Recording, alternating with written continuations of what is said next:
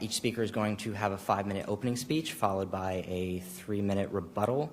After that, there will be a 20-minute student question and answer session, and then 3-minute closing speeches from each of our speakers. Today we have with us Mr. Pablo Martinez from the League of United Latin American Citizens, and Mr. Jack Martin, who is the Special Projects Director of the Federation for American Immigration Reform. So without further ado. Good afternoon. I'd like to frame my side of the issue by telling you a little story. I had somebody come to my door and knock on the door who didn't speak English very well, and I was able to figure out eventually that they were looking to do some work in order to make a little money so they could buy food. And being a compassionate person, I let them in to do some odd jobs, not thinking about the fact that I've normally got a U.S. citizen who does odd jobs for me, who wouldn't have that opportunity, but I wanted to give this person a chance to do some odd jobs and earn a little money. So I paid this person not as much as I would have the U.S. citizen, because this person was, willing to work for less money. And I gave them some food, and then I thought they were going to leave, but they didn't leave. So I figured that probably they were in the country illegally because of the fact that they didn't speak English. So I called the immigration authorities, ICE, Immigration and Customs Enforcement, and I said, I've got somebody here who's probably illegally in the country, and can you come and help me? And they said, no, we're not interested in anybody unless they commit a crime, a felony offense. Why don't you call your police? So I tried calling the police, and the police said, well, we've got a sanctuary city here, and we're under instructions not to deal with any cases that involve illegal aliens unless they've committed a felony offense. But why don't you try calling this nonprofit organization called CASA? And so I tried calling them, and they sent somebody out who spoke the native language of the person who was in my house, and they consulted for a while and then told me, well, this person thinks that it's a very nice situation here in your house and thinks that you're very simpatico, you're very friendly, and you've given them food, and they think that they'll just stay here. And not only that, but they intend to bring their spouse and children from their home country to join you in your house. And they will continue to work for you in order to pay for the food. And I explained that, well, I really don't have that many odd jobs to do that is going to really pay for the amount of food that they're going to consume or educate their children. But the person from CASA said, well, never mind that, there's nothing you really can do about it. The only thing you can really hope for is that the U.S. Congress passes an amnesty for all illegal workers in the United States so that they become legal. At that point, this person and this person's family may decide that they're going to have a better opportunity moving out of your house and getting a regular job, which they then would be entitled to.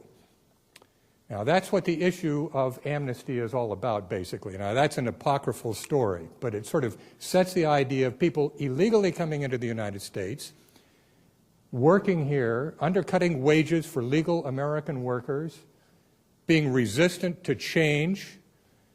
The Immigration Service does not want to deal with these people unless they've committed a serious crime. The police in Amnesty in sanctuary cities around the country don't want to deal with this problem.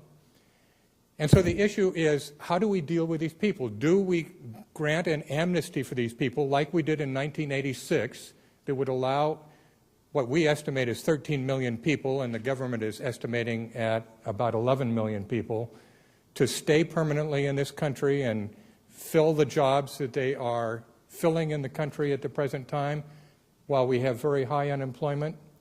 Or the alternative is attrition. Attrition simply means that you don't grant amnesty, that you continue to deport people who have come into the country illegally and committed crimes, and that has numbered in the most recent data about 330,000 in 2008. And in addition to which, we correct our faulty system in this country that allows people to get jobs using fake documents, fake driver's licenses, fake Social Security cards, fake immigration documents. And everybody agrees that what draws illegal workers to the United States is the opportunity to get a job. And if they do not have that opportunity, the attraction of the United States is going to be cut off. And gradually that number of illegal immigrants will recede back close to zero. And that is the policy that we advocate. Thank you.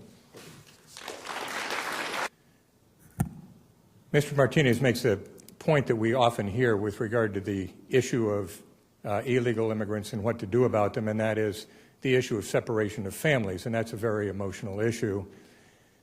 What I would like to suggest to you that when you hear that argument, you think about the issue of when did a family start getting separated?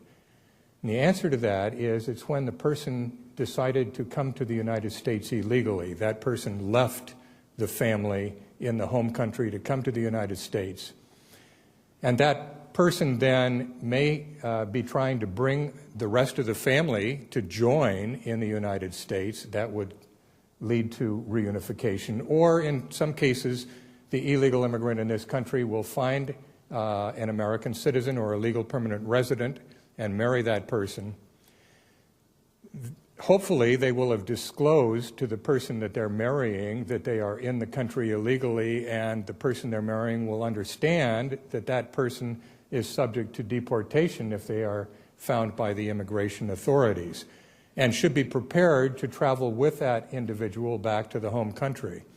In addition, if they have children in this country, those children are born as dual citizens. They have U.S. citizenship at birth, and they have the citizenship of the parents. So it is true that you cannot deport a U.S. citizen from the United States because they are U.S. citizens. But there is no reason that they cannot accompany a parent who is being deported. And in fact, the immigration authorities offer the opportunity for any dependent family member to return to the country of the parent when that parent is being deported. So our law is actually sensitive to the issue of keeping families together, but it does not accept the fact that simply because there is a family member is being deported, that entire family should stay in the United States.